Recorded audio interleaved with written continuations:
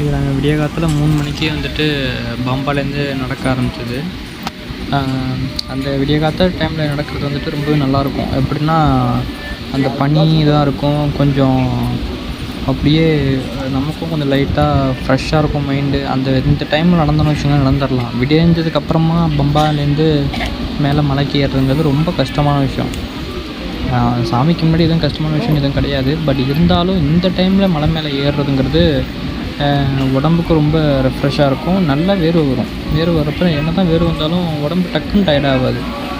இந்த மார்னிங் டைமில் அந்த விடியறதுக்குள்ளே ஒரு 6 மணி 7 மணிக்குள்ளே நாங்கள் மேலே சாமியை ரீச் பண்ணிட்டோம், மலைக்கு மேலே ஏறிட்டோம் அப்படின்னா அதுக்கப்புறமா வெயிட் பண்ணி பொறுமையாக 6 மணி சாமியை பார்த்துக்கலாம். நாங்கள் எப்போதுமே இந்த டைமில் தான் கரெக்டாக வந்துட்டு மலைக்கு மேலே ஏறுவோம். விடிய காலத்தில் 1 மணிக்கு, விடிய காலத்தில் 2 மணிக்கு. அந்த விடிய காத்தால் டைமில் போகிறப்ப நல்லாயிருக்கும்.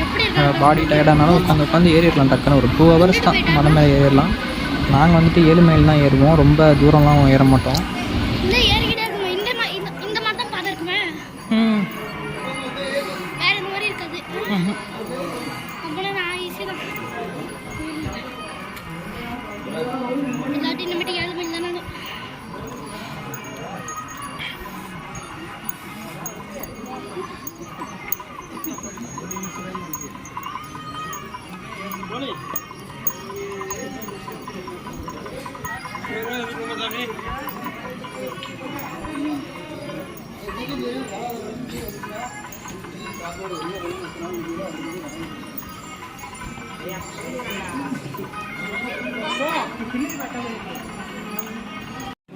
லைவ்லாம் இல்லை, எல்லாத்தையும் வீடியோ எடுத்து நம்ம வாட்ஸ்அப் குரூப்பில் போட்டுவிடுவோம்.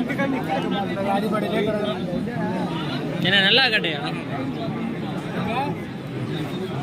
வணக்கம்.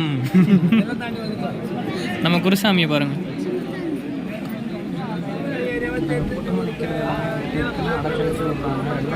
நாங்கள் போனதில் மோசமான எக்ஸ்பீரியன்ஸ் தான் சபரிமலையில் போய் இது மாதிரி அடைச்சி விட்றாங்க. சின்ன குழந்தைங்க இருக்காங்க, எல்லாமே இருக்கிறாங்க.